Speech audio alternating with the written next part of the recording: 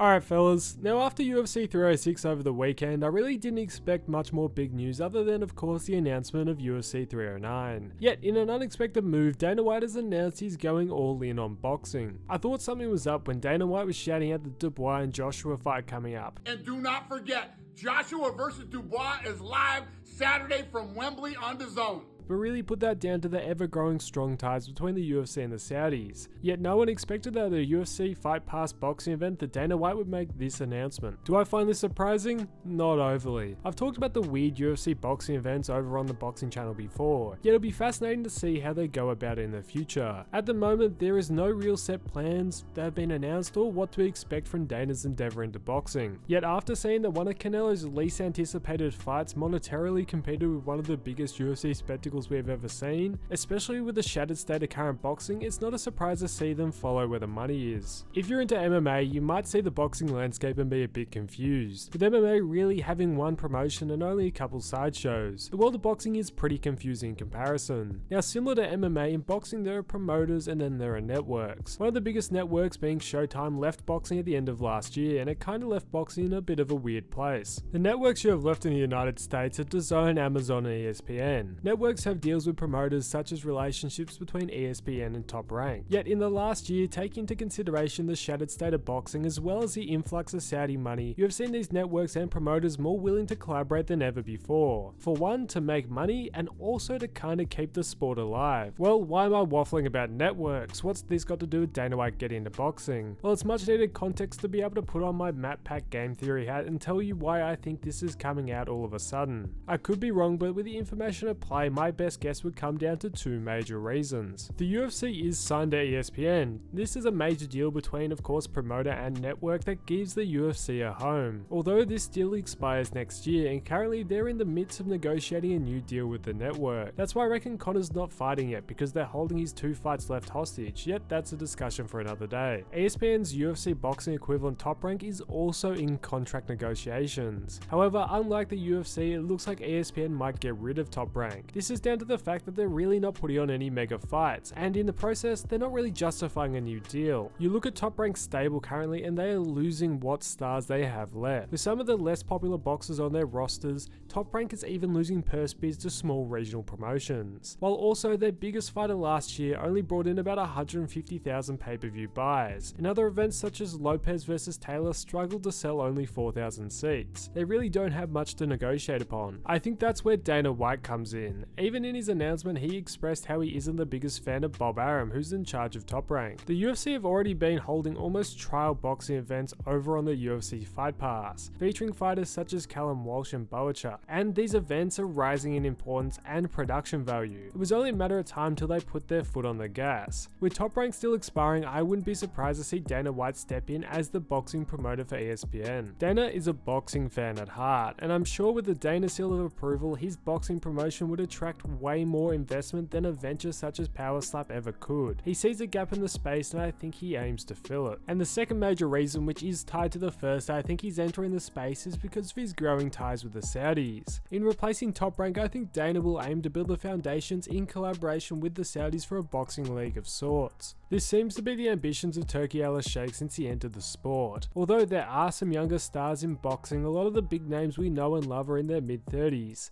Look at the heavyweight division: Bivol, Beterbiev, Canelo, Lomachenko, Crawford, I could go on and on. A lot of the big money pullers are near to the end of their careers. So once a lot of the big pay-per-view stars start to fade, to ensure the longevity of a sport which is almost driven solely by big fights and big pay-per-views, one solution is a UFC-style boxing league. Will that improve the sport? Probably not. Yet I can see the Saudis looking to monopolize the sport in their favor. And of course there will be future pay-per-view stars. Yet if you think about it, many of the stars of today were also stars almost a decade ago. And with names such as Mayweather being wheeled out constantly, it does undermine the current generation a bit. When it comes to specific divisions already, look at the heavyweight division. The Saudis already control what goes on. You can't become a heavyweight champ really without dealing with them, and as they spread to further divisions you'll be seeing this more and more, with champs such as Tank and Canelo holding out. If they joined Riyadh season they would almost have the sport in a chokehold. Yet after a few years when many of these big names either retire or find Jake Paul, the Saudis will be looking to create new big names whilst also continuing their monopoly on the sport. So instead of dealing with several parties, working with one major party who is shown to have financial success in creating a league such as the UFC may be their route. So in conclusion, with Dana White's venture into boxing, don't be surprised to see it on ESPN or in collaboration with the Saudis. Or who knows, it might be a couple mid-level fights on the UFC Fight Pass which he's trying to hype us all up for. I guess only time will tell. Yet now I want to hear your thoughts. Why do you think Dana's going into boxing and what do you think will happen? If you enjoyed, please consider liking and subscribing, it does massively help the channel. But thanks for watching fellas, and I'll catch you in the next one.